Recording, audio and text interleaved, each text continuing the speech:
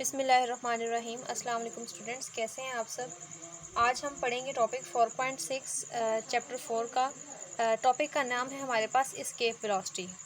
तो इस कॉन्सेप्ट को अंडरस्टैंड करने के लिए आप ये देखें कि सपोज करें आपके पास अर्थ है और अर्थ के अंदर कोई रॉकेट प्रेजेंट है या कोई ऐसी बॉडी जिसने अर्थ से बाहर मूव करना है। सपोज करें ये वो कोई रॉकेट है। अब हर चीज़ की एक फील्ड होती है। जिस तरह हम अर्थ की बात करें तो अर्थ की एक स्पेसिफिक फील्ड है। इस फील्ड के अंदर अंदर अर्थ दूसरी चीज़ों पर फोर्स लगाती है। इस तरह स्टूडेंट्स आपने देखा होगा कि एक मैग्नेट है, मैग्नेट की नॉर्थ और साउथ साइड होती है। अगर हम किसी भी आयरन की चीज़ को इसके करीब यहाँ तक ले आए तो उसको अट्रैक्ट कर लेगा। एक ख़ास बाउंड्री होती है जिसके अगर हम उसके पार चले जाएं तो मैग्नेट हमारे पास उस आयरन को अट्रैक्ट नहीं करेगा। तो ये जो उसकी स्पेसिफिक बाउंड्री है इसको हम कहते हैं this is the magnetic field, कि ये मैग्नेट की फील्ड है। इस तरह ये हमारे पास अर्थ है, अर्थ भी एक स्पेसिफिक बाउंड्री के अंदर ही दूसरी चीज़ों पर फोर्स लगा सकती है और वो जो स्पेसिफिक बाउंड्री है उसको हम कहते हैं gravitational field, in which earth can affect another body. तो सपोज करें कि ये जो मैंने यहाँ पर डॉटेड लाइन के साथ शो किया है ये अर्थ की ग्रेविटेशनल फील्ड है। इस ग्रेविटेशनल फील्ड का मतलब है कि इसके बाहर अगर यहाँ पर कोई बॉडी प्रेजेंट है तो अर्थ का उस पर कोई भी सिग्निफिकेंट इफेक्ट नहीं होगा। और एस्केप वेलोसिटी क्या है, इस ग्रेविटेशनल फील्ड से, अर्थ की ग्रेविटेशनल फील्ड से बाहर निकलने के लिए किसी भी रॉकेट को, सैटेलाइट को जितनी वेलोसिटी रिक्वायर्ड है उसको हम कहते हैं वी एस्केप, यानी कि एस्केप वेलोसिटी। तो इसकी स्टेटमेंट देखें, the initial velocity of an object, जो हमने यहाँ पर एक रॉकेट लिया हुआ है, इसकी कोई भी इनिशियल वेलोसिटी जिसके साथ with which it goes out of earth gravitational field, जिससे ये अर्थ की ग्रेविटेशनल फील्ड के बाहर मूव करता है, and this is known as escape velocity. अब यहाँ पर इसका मैथमेटिकल रिलेशन ड्राइव करेंगे और देखेंगे कि एस्केप वेलोसिटी की एक स्पेसिफिक सैटेलाइट के लिए हमने क्या वैल्यूज़ कैलकुलेट की हुई हैं। तो हम देखते हैं इनिशियल काइनेटिक एनर्जी, वो काइनेटिक एनर्जी जिसके साथ ये मूव करता है तो वो हमारे पास सेम ही होगी, हाफ mv², जो हम अभी तक पढ़ते आए हैं। हम अगर v की जगह v एस्केप लगा दें तो इसका मतलब है वो काइनेटिक एनर्जी जो इनिशियल है और वो ये v एस्केप वो वेलोसिटी है जिसके साथ वो out of the gravitational field of earth move कर रहा है, और m इज़ द मास। अब इंक्रीज इन पोटेंशियल एनर्जी निकालना चाहते हैं तो हमने स्टूडेंट्स पीछे ही अभी एक एब्सोल्यूट पोटेंशियल एनर्जी का टॉपिक पढ़ा है जिसका ये हमने फाइनल रिलेशन कैलकुलेट किया था, यू जी ग्रेविटेशनल, यू का मतलब है एब्सोल्यूट पोटेंशियल एनर्जी।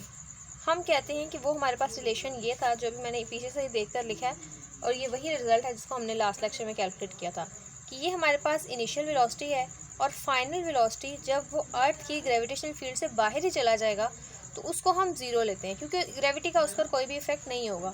तो ये फर्स्ट है हमारे पास और ये हमारे पास सेकंड है। हम निकालना चाहते हैं increase in potential energy. U potential energy ही है लेकिन ये एब्सोल्यूट पोटेंशियल एनर्जी है। किसी भी बॉडी को किसी भी रेफरेंस पॉइंट से लेकर पॉइंट ऑफ इन्फिनिटी जहाँ पर ग्रेविटी हमारे पास ज़ीरो हो जाती है उसको मूव करवाने के लिए जो पोटेंशियल एनर्जी उसको कहते हैं।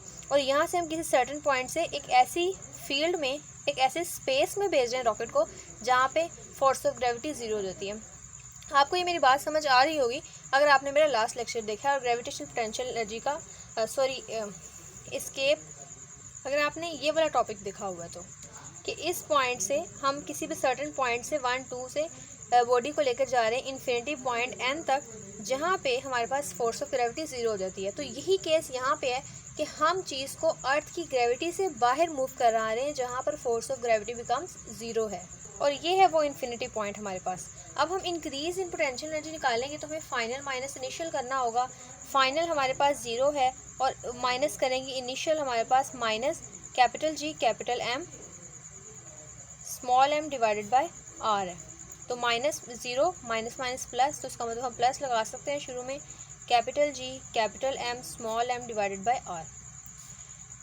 हमें मूव करवाना है बॉडी को, तो इसको एस्केप करवाने के लिए ये उसी केस में एस्केप होगी जब इसकी इनिशियल काइनेटिक एनर्जी इक्वल होगी इंक्रीज इन पोटेंशियल एनर्जी के।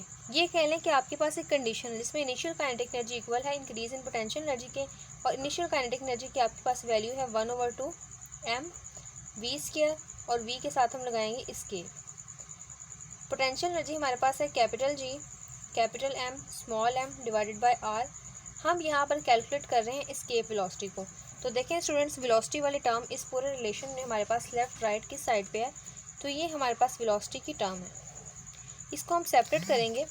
यहाँ पे 2 हमारे पास डिवाइड हो रहा है, जब वो इस साइड पे जाएगा तो वो मल्टीप्लाई होगा। हम इसे लिख सकते हैं capital G, capital M, small M divided by R. 2 को मल्टीप्लाई करवाएं, स्मॉल एम मल्टीप्लाई हो रहा है तो यहाँ पे आके डिवाइड होगा, और ये हमारे पास v एस्केप वेलोसिटी है। अब स्मॉल एम को स्मॉल एम से हम कैंसिल करवा देंगे, तो हमारे पास रिलेशन आता है 2gm डिवाइडेड बाय आर। हमें एस्केप वेलोसिटी चाहिए, ना कि एस्केप वेलोसिटी का स्क्वायर। तो इसके लिए हम दोनों साइडों पे अंडर रूट ले सकते हैं। जब भी स्क्वायर को कैंसिल करवाना हो तो हम दोनों साइड्स पे अंडर रूट लेते हैं। हम इधर भी लेंगे और इधर भी लेंगे, स्क्वायर अंडर रूट कैंसिल होगा, v एस्केप की वैल्यू हमारे पास ये आती है। अब हम क्या करेंगे, हमें कैपिटल G, कैपिटल M और R इसकी जगह कुछ रिप्लेस करवाना होगा।